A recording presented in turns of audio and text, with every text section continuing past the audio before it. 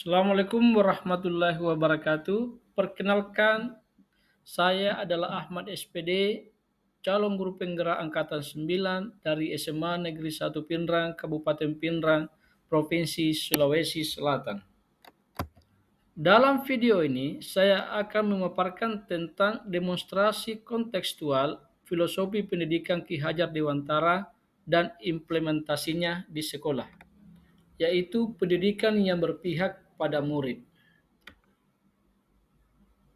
Menurut filosofi pendidikan Ki Hajar Dewantara, mendidik dan mengajar adalah proses memanusiakan manusia sehingga harus memerdekakan manusia dari segala aspek kehidupan baik secara fisik, mental, jasmani, dan rohani. Tujuan pendidikan menurut Ki Hajar Dewantara adalah menuntun segala kodrat yang ada pada anak-anak agar mereka dapat mencapai keselamatan dan kebahagiaan yang setinggi-tingginya sebagai manusia maupun sebagai anggota masyarakat. Ada tiga pokok dasar pemikiran Ki Hajar Dewantara. Yang pertama, pendidikan yang berpusat pada murid. Yang kedua, pendidik menuntun kodrat anak. Dan yang ketiga adalah trilogi pendidikan. Pendidikan yang berpusat pada anak. Anak dapat memenuhi kebutuhannya dalam mendapatkan pendidikan.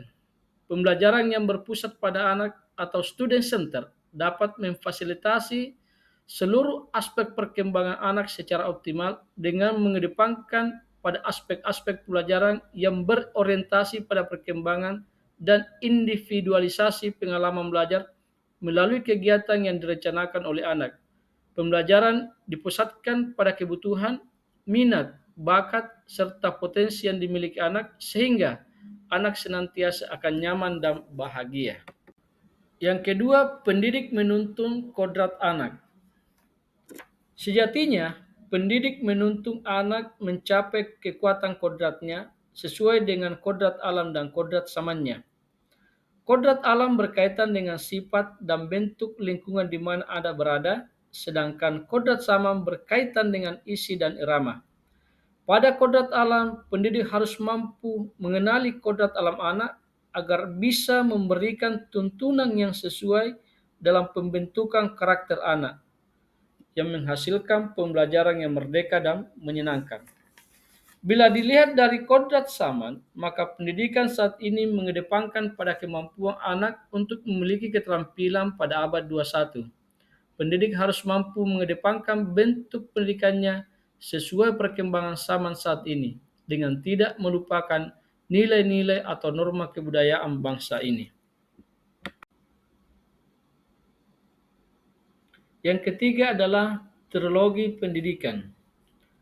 Ketika kita mendengar nama Ki Hajar Dewantara, maka kita akan teringat dengan semboyan Ingarso Suntulada di depan memberi keteladanan.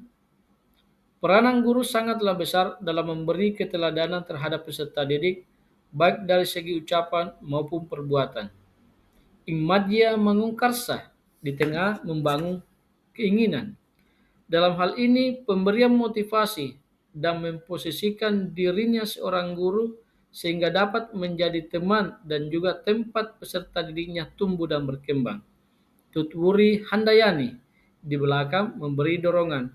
Guru harus selalu menjadi motivator bagi peserta didik agar tercapai cita-citanya. Implementasi di sekolah. Bimbingan, literasi, dan ekstrakurikuler. Pendidik menuntun peserta didik sesuai dengan bakat, minat, dan potensi yang dimiliki, serta kebutuhan peserta didik melalui bimbingan, literasi, dan ekstrakurikuler. Kegiatan pembelajaran. Guru harus merencanakan kegiatan pembelajaran yang inovatif atau bervariasi sesuai dengan karakter siswa dengan memanfaatkan teknologi dan kondisi alam sekitar.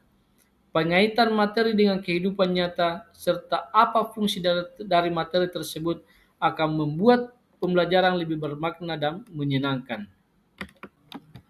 Pembiasaan karakter. Pendidik tidak hanya menuntun anak untuk mencapai perkembangan sesuai dengan potensi yang dimilikinya. Selain itu, pendidik juga menanamkan nilai-nilai karakter dan budi pekerti yang baik terhadap anak.